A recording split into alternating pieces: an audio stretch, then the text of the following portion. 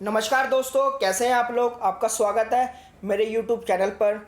दोस्तों, आज की इस वीडियो में हम राजा, किसान और नगर अध्याय को आगे बढ़ाएंगे। जैसा कि मैंने आपको पिछली वीडियो में बताया था कि किस प्रकार से जो दूसरा अध्याय है हमारा महत्वपूर्ण है, और मैंने पिछली वीडियो में आपको वैदिक काल और 600 ईसा पूर्व का जो एक काल जो था उसके बारे में काफ़ी कुछ डिटेल दी थी।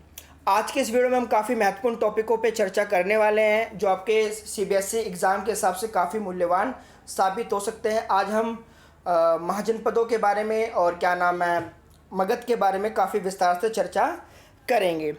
एक सेकंड दोस्तों।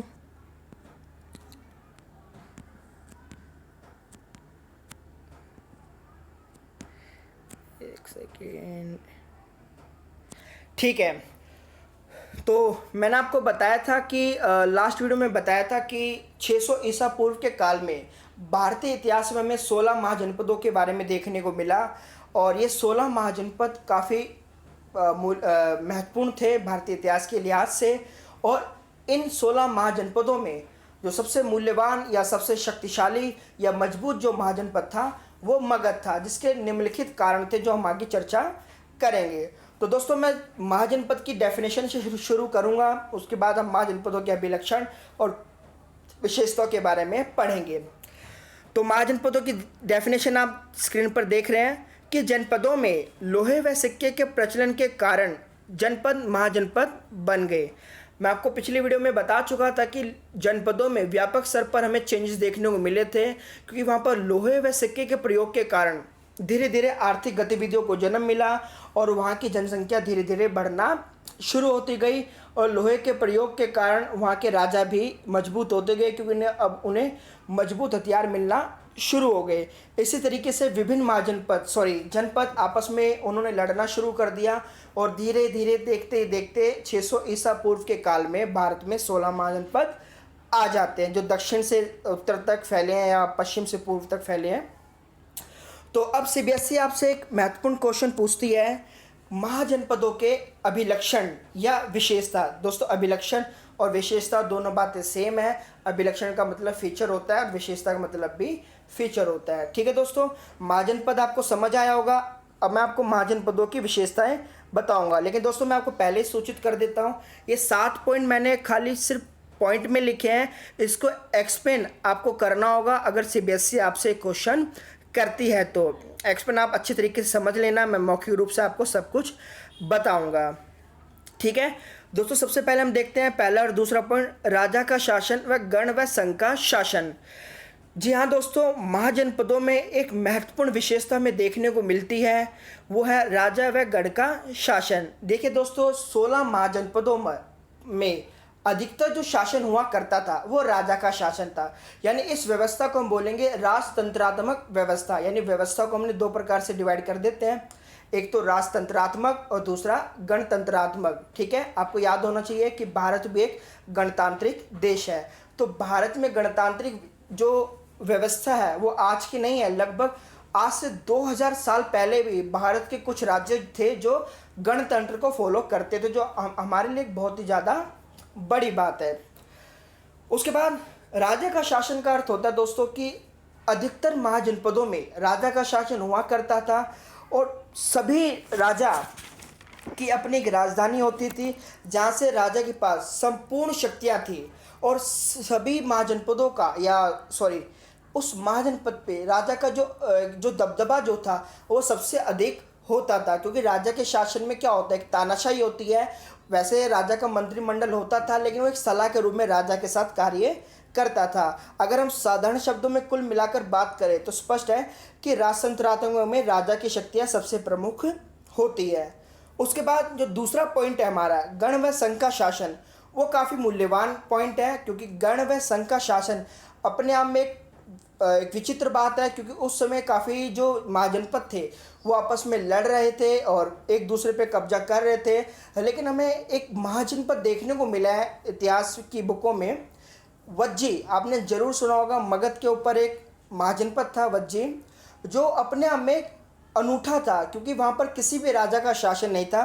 बल्कि वहाँ पर गण व संघ का शासन था। दोस्तों गण का मतलब ग्रुप होता है और संघ का मतलब भी ग्रुप के समान ही होता है। अगर आपको मैं इसकी डेफिनेशन की बात करूँ तो डेफिनेशन भी बहुत ज़्यादा सरल है, यानी दो या दो से अधिक व्यक्तियों का समूह शासन करता था, जिसमें से प्रत्येक व्यक्ति राजा होता था। जी हाँ दोस्तों, यानी इस इलाके में या इस क्षेत्र में या इस महाजनपद में कुछ लोग या जो जनपदों के प्रमुख होते थे, 6-7 लोग आपस में जुड़ जाते थे और एक महाजनपद का निर्माण करके एक गणतंत्रात्मक व्यवस्था को चलाते थे। ये अपने आप में एक बहुत अच्छी बात है। और आप उदाहरण के रूप में आप लिखेंगे कि महावीर स्वामी और महात्मा बुद्ध इन्हीं गण व संघ से संबंधित थे। आपको पता होना चाहिए कि महावीर स्वामी और महात्मा बुद्ध भी एक राजा थे जो गण व संघ से संबंधित थे। अब आपके लिए क्वेश्चन यह है दोस्तों कि जब अधिकतर राज्यों में राजतंत्रात्मक व्यवस्था थी तो वज्जी में ही हमें गणतंत्रात्मक व्यवस्था देखने को क्यों मिलती है, या ऐसी क्या परिस्थितियां रही होंगी कि वज्जी में हमें गणतंत्रात्मक व्यवस्था देखने को मिली? इसका आंसर आप मुझे कमेंट बॉक्स में ज़रूर बताएं। उसके बाद थर्ड पॉइंट दोस्तों, प्रत्येक महाजनपद की राजधानी। जी हाँ दोस्तों, ये भी अपने आप में एक विशेषता थी कि प्रत्येक महाजनपद की अपनी एक राजधानी होती थी जहाँ पर राजा रहा करता था, और पूरे महाजनपद का जो एक शासन जो व्यवस्था जो थी या जो केंद्र जो था वो राजधानी ही होती थी। क्योंकि आपको पता होगा आज प्रत्येक देश की अपनी एक राजधानी होती है, राज्यों की भी अपनी एक राजधानी होती है, ताकि संपूर्ण राज्य का जो शासन है वो राजधानी के माध्यम से निरंतर चलता रहे। उसके बाद चौथा पॉइंट, किलेबंद महाजनपद। जी हाँ दोस्तों, ये भी अपने आप में एक विशेषता है कि हमें 16 महाजनपद में देखने को मिला है कि सभी महाजनपद किलेबंद थे, यानी महाजनपदों के चारों ओर दीवारें हुआ करते थे। ये तो आप जानते ही होंगे कि इन महाजनपदों में ये जो महाजनपद जो थे वो किलेबंद इसलिए थे ताकि एक सुरक्षा का कारण हो सकता था। उसके बाद स्थायी सेना, यानी दोस्तों प्रत्येक महाजन की जैसे अपनी एक राजधानी होती थी, इसी प्रकार से हर राजा की या प्रत्येक महाजनपद की अपनी एक सेना होती थी। अच्छा, आपको मैं बता देता हूँ कि जो सेना जो होती थी अधिकतर वो किसान वर्ग से ही होती थी। किसान या खेती बाड़ी के कार्य भी किसान ही करते थे, और सेना लड़ाई या युद्ध का कार्य भी करती थी। उसके बाद महाजनपदों की विशेषता में आप लिख सकते हैं लोहे व सिक्के का प्रचलन, जो मैं आपको पिछली वीडियो में काफ़ी अच्छे तरीके से समझा चुका था। इसके बाद 7वां पॉइंट, विशाल क्षेत्र व जनसंख्या। जी हाँ दोस्तों, एक तो कॉमन पॉइंट है कि महाजनपद जो थे उनका जो क्षेत्रफल था वो जनपदों से काफ़ी ज़्यादा था, और जनसंख्या के मामले में भी ये जनपदों से काफ़ी विशाल थे। तो दोस्तों मैंने आपको यहाँ 7 पॉइंट बताए हैं। उम्मीद करता हूँ सभी पॉइंट बहुत अच्छे तरीके से समझ आए होंगे। नहीं आए तो आप दोबारा मेरी बात को सुन लेना, और अगर CBSE आपसे क्वेश्चन पूछता है तो आप 4-5 पॉइंटों की सहायता के माध्यम से इस क्वेश्चन को अच्छे से समझा सकते हैं।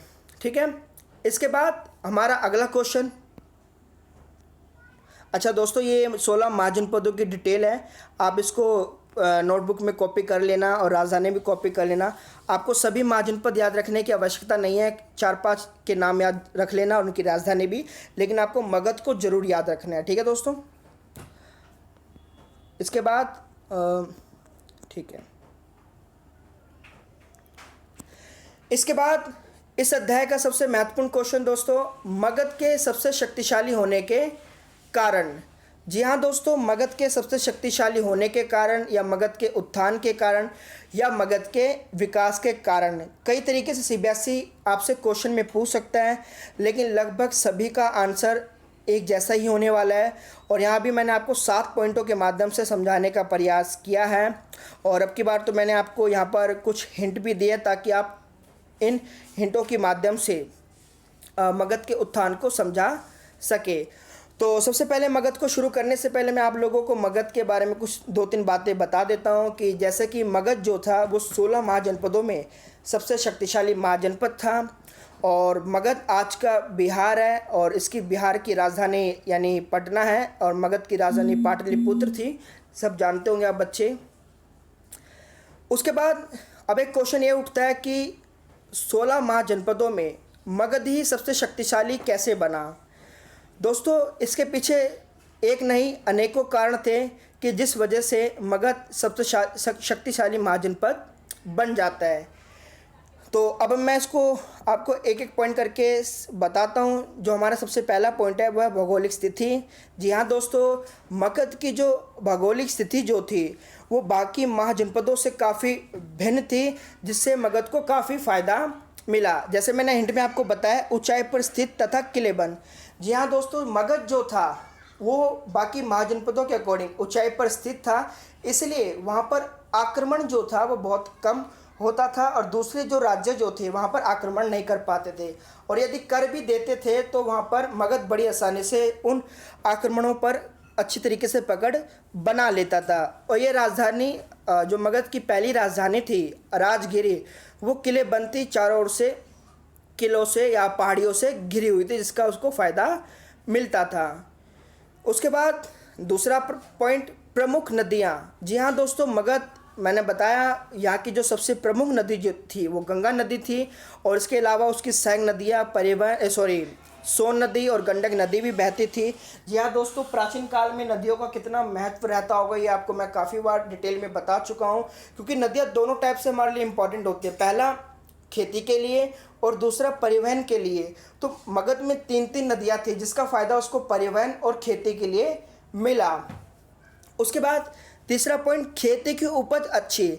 जी हाँ दोस्तों, खेती की उपज तो अच्छी होगी, क्योंकि मैंने आपको बताया कि मगध में नदियों की कमी नहीं थी। क्योंकि आपको पता होगा सब बच्चों को कि नदियों का जो आसपास का जो इलाका होता है वो काफ़ी उपजाऊ इलाका होता है, और जब इलाका उपजाऊ होगा तो वहाँ की जो खेती की जो पैदावार है वो भी काफ़ी ज़्यादा होगी, और जब खेती की पैदावार ज़्यादा होगी तो जाहिर सी बात है उत्पादन भी ज़्यादा होगा, और जब उत्पादन भी ज़्यादा होगा तो टैक्स भी ज़्यादा मिलेगा, जिससे राजा अपने हथियार या सुरक्षा कवच खरीद लेते थे। उसके बाद चौथा पॉइंट, महत्वाकांक्षी राजा। जी हाँ दोस्तों, बहुत ही महत्वपूर्ण पॉइंट है, क्योंकि अधिकतर इतिहासकार का मानना है कि मगध के उत्थान में कुछ भौतिक पॉइंट है जो मगध को एक विकसित महाजनपद बनाते हैं। लेकिन एक महत्वपूर्ण पॉइंट, महत्वाकांक्षी राजा, क्योंकि जी हाँ दोस्तों, क्योंकि कोई भी राज्य वहाँ के राजा पर डिपेंड करता है। जितना अच्छा राजा होगा उतना राज्य अच्छा कहलाएगा। शुरुआत के जो राजा जो थे मगध की, यानी 600 ईसा पूर्व के आसपास, बिंबिसार, अजातशत्रु, महापद्मनंद, और बाद में काफ़ी महत्वपूर्ण जब मौर्य साम्राज्य की स्थापना हो जाती है तो वहाँ पर अशोक, चंद्रगुप्त मौर्य जैसे राजाओं का शासन रहा था, जिन्होंने अपनी रणनीतियों से मगध को काफ़ी आगे तक ले गए थे और काफ़ी फला फूला इनके शासनकाल में। उसके बाद पांचवा पॉइंट दोस्तों, महत्वपूर्ण राजधानियाँ। जी हाँ दोस्तों, पांचवा पॉइंट है महत्वपूर्ण राजधानियाँ। दोस्तों, मगध की 2 राजधानियाँ रही हैं। पहली जो राजधानी थी वो राजगिरी थी, जिसका अर्थ होता है राजाओं का घर। ठीक है दोस्तों, हर राजधानी की अपनी एक विशेषता थी। राजधानी की विशेषता ये, राजगिरी की विशेषता थी कि चारों ओर से पहाड़ियों से घिरा हुआ था। उसके बाद कुछ समय में, या 300 ईसा पूर्व के आसपास, 300 ईसा पूर्व के आसपास, या 350 ईसा पूर्व के आसपास, जो मगध की जो राजधानी थी वो राजगिरी से बदलकर पाटलिपुत्र में स्थानांतरित कर दी थी। एक राजा थे काल अशोक, नाम अशोक नहीं काल अशोक, उस काल में मगध की राजधानी चेंज कर दी गई थी। पाटलिपुत्र आज का पटना है, और पाटलिपुत्र की अपनी एक विशेषता थी दोस्तों कि पाटलिपुत्र मगध के बिल्कुल सेंटर में पड़ता है, जहाँ पर गंगा और उसकी सहायक नदियाँ थी, जहाँ से परिवहन व्यवस्था भी काफ़ी मजबूत थी। उसके बाद लोहे की खदानें, मैं आपको पहले स्पष्ट कर चुका था कि लोहा कितना इम्पोर्टेंट होता है हमारे लिए। और लोहे की खदानें, क्योंकि आज भी आप देखते होंगे कि झारखंड, छत्तीसगढ़, ये जो इलाके हैं उस समय मगध में ही काउंट किए जाते थे, और इन इलाकों में आज भी व्यापक स्तर पे लोहा और कोयला बड़े मात्रा में निकलता है। और लोहा किस लिए काम आता है ये आप अच्छी तरीके से जानते हैं, हथियारों और खेती के उपकरण के लिए।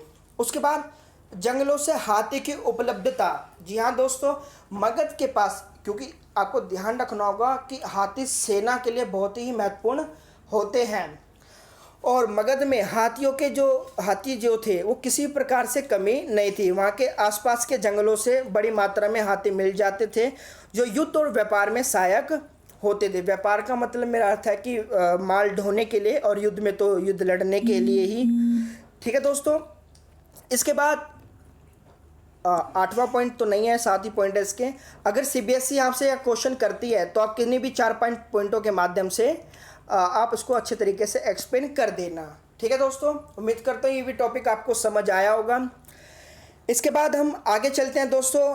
अब काफ़ी महत्वपूर्ण क्वेश्चन मैं आपसे डिस्कस करने वाला हूं। मैं आपको बता देता हूं कि मौर्य साम्राज्य के बारे में 2016, 2018 में 8 मार्क्स का क्वेश्चन सीबीएसई बोर्ड में पूछ चुका है और फर्स्ट टर्म वगैरह में तो एक क्वेश्चन आता ही रहता है। अब की बार भी काफ़ी मूल्यवान क्वेश्चन है और भारतीय इतिहास के हिसाब से तो ये क्वेश्चन या ये टॉपिक बहुत ही महत्वपूर्ण है। दोस्तों, मौर्य साम्राज्य के बारे में आपने सुना होगा, भारत का सबसे विशालतम देशी साम्राज्य। इतना बड़ा साम्राज्य भारत में अभी तक कभी हमें देखने को नहीं मिला है। और मौर्य साम्राज्य की जो स्थापना है, आप में से कई बच्चे जानते होंगे कि मौर्य साम्राज्य की जो स्थापना है वो चंद्रगुप्त मौर्य ने की थी। लेकिन दोस्तों, इस टॉपिक को शुरू करने से पहले मैं आपको डायरेक्ट मौर्य साम्राज्य के बारे में नहीं पढ़ाऊँगा। मैं आपको थोड़ा पीछे ले चलता हूँ ताकि आपको एक अच्छे तरीके से इसकी स्टोरी समझ आ जाए। दोस्तों, याद रखना है आपको कि मौर्य साम्राज्य की जो स्थापना है वो 321 ईसा पूर्व में हुई थी। लेकिन उसके 5 साल पहले 325 ईसा पूर्व में भारत में एक राजा जिसका नाम आप सब लोगों ने सुना होगा, जिसे दुनिया सिकंदर के नाम से जानती है, भारत पर आक्रमण किया था। और आप सभी बच्चे जानते होंगे सिकंदर का एक सपना था विश्व विजेता बनने का। और उस समय वो काफ़ी दुनिया के काफ़ी हिस्सों को जीत चुका था और उसका जो अंतिम जो पड़ाव जो था वो इंडिया था, यानी भारत था।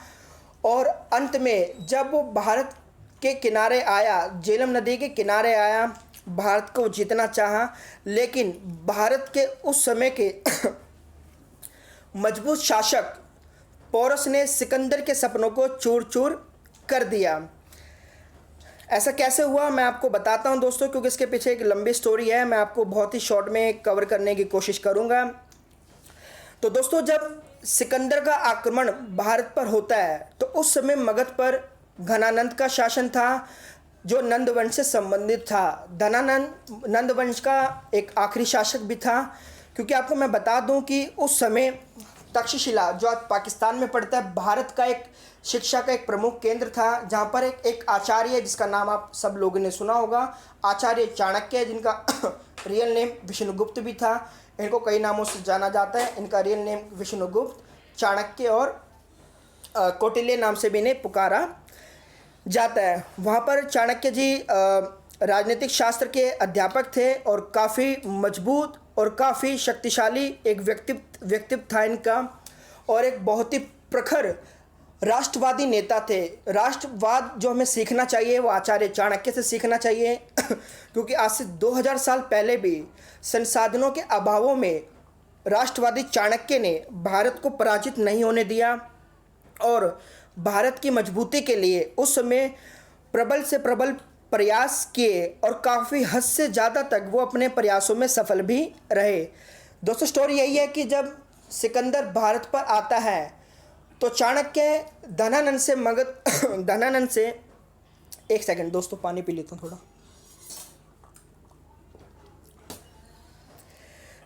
तो धनानंद से आचार्य चाणक्य मदद मांगने जाते हैं और कहते हैं कि धनानंद, आप इस देश के राजा हो तो इसलिए आपका कर्तव्य बनता है कि देश की सीमाओं की रक्षा आप करें। लेकिन यहाँ पर धनानंद चाणक्य की या देश की मदद करने की वजह चाणक्य को अपमानित करके भगा देता है और यहीं से शुरुआत हो जाती है एक काफ़ी लंबी कहानी की दोस्तों। हाँ, क्योंकि यहीं से माना जाता है कि आचार्य चाणक्य ने एक कसम खाई अपने आप में कि जब तक वो नंद साम्राज्य को पराजित नहीं कर देता तब तक वह अपनी चुटिया को नहीं बांध लेते, और माना जाता है ऐसा प्रण उन्होंने उस समय लिया था।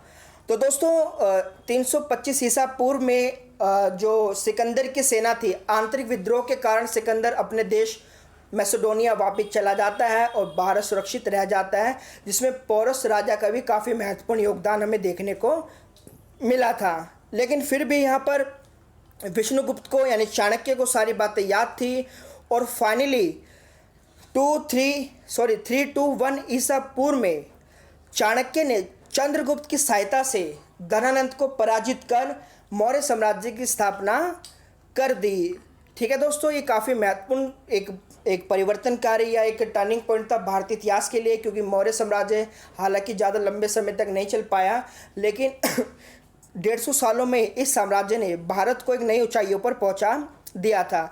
और चाणक्य आज को तो पूरा भारतवर्ष जानता है, काफ़ी उपकार है भारत पर चाणक्य के, जिनको हम नमन करते हैं। उसके बाद दोस्तों 321 ईसा पूर्व में मौर्य साम्राज्य की स्थापना हो जाती है, और उसके बाद चाणक्य चंद्रगुप्त मौर्य के दरबार में प्रधानमंत्री का कार्य संभालते हैं। और इसके आगे एक क्वेश्चन आपसे सीबीएसई पूछती है, काफ़ी इंपॉर्टेंट क्वेश्चन है। यहाँ से दोस्तों 2 क्वेश्चन आपके बनते हैं। पहला जो क्वेश्चन है आप स्क्रीन पर देख रहे हैं, मौर्य साम्राज्य की जानकारी के स्रोत, और जो दूसरा जो क्वेश्चन आता है आपका वो आता है मौर्य साम्राज्य का प्रशासन। दोस्तों आज इस वीडियो में हम केवल मौर्य साम्राज्य के स्रोत तक ही पढ़ेंगे, उसके बाद अगली वीडियो में हम मौर्य साम्राज्य के प्रशासन और धर्म नीति के बारे में पढ़ेंगे। ठीक है दोस्तों, देखिए दोस्तों, इतिहास में मैंने आपको बताया था कि इतिहास में स्रोतों का एक महत्वपूर्ण योगदान होता है, क्योंकि आपको जो मैं ये चैप्टर जो पढ़ा रहा हूँ इसके पीछे भी एक कहानी है, क्योंकि उस समय लोग क्या लिखते थे, कैसा लिखते थे, इतिहास में ये जानकारी तो हमारे पास है, लेकिन इनको पढ़ना, अभिलेखों को पढ़ना अपने आप में एक चुनौती होता है। जैसे कि आप सब बच्चे जानते होंगे कि हड़प्पा की लिपि आज तक नहीं पढ़ी जा सकी, कोई बात नहीं, लेकिन उस समय जो मुख्य भाषा जो थी, उस समय का अर्थ मेरा दोस्तों 600 ईसा पूर्व का था। उस समय जो मुख्य भाषा थी वो संस्कृत, प्राकृत, पाली, आरामाई इत्यादि थी। तो उस समय इन्हीं लिपियों में, खरोष्ट ब्राह्मी लिपियों में अभिलेख लिखे जाते थे, जिसको 1838 में एक ईस्ट इंडिया कंपनी के अधिकारी जेम्स प्रिंसेप ने उनका अध्ययन निकाल सके, और उसी के बाद हमें इस समय की जो डिटेल है वो काफ़ी विस्तृत रूप में देखने को मिलती है। ठीक है दोस्तों, ये अलग टॉपिक है, इस पर अलग वीडियो में चर्चा करेंगे। फिलहाल हमारा टॉपिक है मौर्य साम्राज्य की जानकारी के स्रोत। सीबीएसई आपसे बहुत सरल भाषा में आपसे क्वेश्चन करेगी कि मौर्य साम्राज्य की जानकारी के स्रोतों का वर्णन करें। अर्थ तो आप समझ ही चुके होंगे। स्रोत का अर्थ होता है कि हम मौर्य साम्राज्य के बारे में अधिक से अधिक कैसे जान पाते हैं। तो इसमें 2 ग्रंथ सबसे मेन है जो आपको ध्यान रखना है, क्योंकि एमसीक्यू के हिसाब से बहुत ही मूल्यवान क्वेश्चन है। पहला जो है वह अर्थशास्त्र। जी हाँ दोस्तों, उस समय एक प्रमुख ग्रंथ था जिसकी प्रासंगिकता आज भी बनी हुई है, और राजनीति के लिए यह ग्रंथ काफ़ी मूल्यवान समझा जाता है। दोस्तों आप सोच रहे होंगे अर्थशास्त्र का मतलब इकोनॉमिक्स से होता है, लेकिन यहाँ पर अर्थशास्त्र का अर्थ इकोनॉमिक्स से ना होते हुए राजनीति से था, क्योंकि चाणक्य ने इस ग्रंथ में राजनीति के तौर तरीकों के बारे में काफ़ी विस्तृत जानकारी हमें दी थी। जी हाँ दोस्तों, अर्थशास्त्र की रचना चाणक्य ने की थी, या कौटिल्य या विष्णुगुप्त भी कहते हैं इन्हें, और इस ग्रंथ में हमें मौर्य साम्राज्य की काफ़ी कुछ जानकारी देखने को मिलती है।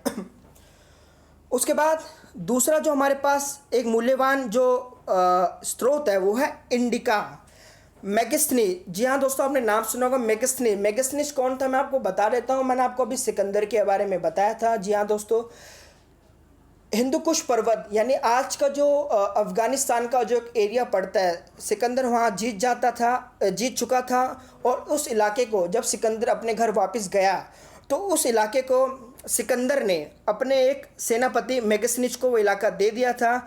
और उसके बाद में सॉरी दोस्तों, वो इलाका मेगास्थनीज को नहीं, सेल्यूकस निकेटर को दे दिया था। और बाद में सेल्यूकस निकेटर का एक राजदूत मगध यानी मगध में आता है, जिसका नाम मेगास्थनीज होता है, और माना जाता है कि मेगास्थनीज 5 साल तक मगध के अंदर रहा था, और उन्होंने इन्हीं 5 सालों में मगध में एक ग्रंथ की रचना करी जिसका नाम था इंडिका, और यहीं से माना जाता है कि इंडिया शब्द भी देखने को मिलता है। मेगास्थनीज ने अपनी पुस्तक इंडिका में काफ़ी कुछ बढ़ा चढ़ाकर भी बताया है। वो कितना महत्वपूर्ण है वो अभी इम्पॉर्टेंट नहीं है हमारे, लेकिन हमें ध्यान रखना होगा कि मेगास्थनीज की इंडिका भी हमें मौर्य साम्राज्य की काफ़ी कुछ विस्तृत जानकारी देती है, और यहाँ पर खासकर सैनिक प्रशासन और 6 समितियों की जानकारी हमें देखने को मिलती है। उसके बाद अभिलेख। जी हाँ दोस्तों, इतिहास का जो सबसे महत्वपूर्ण जो टॉपिक होता है इतिहास को जानने का, या जो स्रोत होता है वो अभिलेख होता है। उसमें व्यापक स्तर पे अभिलेख लिखवाए गए थे। जो चंद्रगुप्त मौर्य का पोता यानी अशोक जो था, उन्होंने अभी तक के भारतीय इतिहास में सबसे ज़्यादा अभिलेख लिखवाए थे। उसके बाद जैन व बौद्ध ग्रंथ, जी हाँ दोस्तों, जैन बौद्ध ग्रंथ भी इस समय लिखे जा रहे थे, जिसमें मौर्य साम्राज्य की जानकारी दी गई थी। यहाँ पर दो बौद्ध ग्रंथों का नाम मैं आपको बता रहा हूँ, जो आप अपनी नोटबुक में लिख सकते हैं। पहला दीपवंश और दूसरा महावंश। ये दोनों ही ग्रंथ श्रीलंका से संबंधित है और उस समय लिखे गए थे। उसके बाद मूर्तिकला व स्तूप, जी हाँ दोस्तों, आपने सांची के स्तूप के बारे में ज़रूर सुना होगा। तो उस समय जो सांची का स्तूप था, माना जाता है सांची का स्तूप का निर्माण सम्राट अशोक ने करवाया था। और व्यापक स्तर पर मूर्तियों सभी में मौर्य साम्राज्य की जानकारी या स्थापत्य कला की जानकारी मिलती है। उसके बाद छठा पॉइंट, सिक्के व स्तंभ। जी हाँ दोस्तों, सम्राट अशोक ने पूरे भारत में शिलालेख लिखवाए, स्तंभ लेख लिखवाए और सिक्कों का भी प्रचलन किया था। ठीक है, तो इस तरीके से भी हमें जानकारी, मौर्य साम्राज्य की जानकारी प्राप्त हो जाती है। उसके बाद अशोक वादन भी एक काफ़ी महत्वपूर्ण ग्रंथ माना जाता है, जो 8वीं या 9वीं शताब्दी में लिखा गया था। लेखक की जानकारी तो यहाँ पर नहीं है अशोक वादन में, लेकिन फिर भी हमें सम्राट अशोक के बारे में काफ़ी कुछ जानकारी यहाँ देखने को मिल जाती है। तो दोस्तों, मैं उम्मीद करता हूँ ये सभी टॉपिक आपको बहुत अच्छे तरीके से समझ आए होंगे। और दोस्तों, अगर ये वीडियो आपको पसंद आई होगी तो हमारे चैनल को सब्सक्राइब करें, लाइक करें, शेयर करें दोस्तों को भी। और दोस्तों, आज के लिए इतना ही। जय हिंद, जय भारत।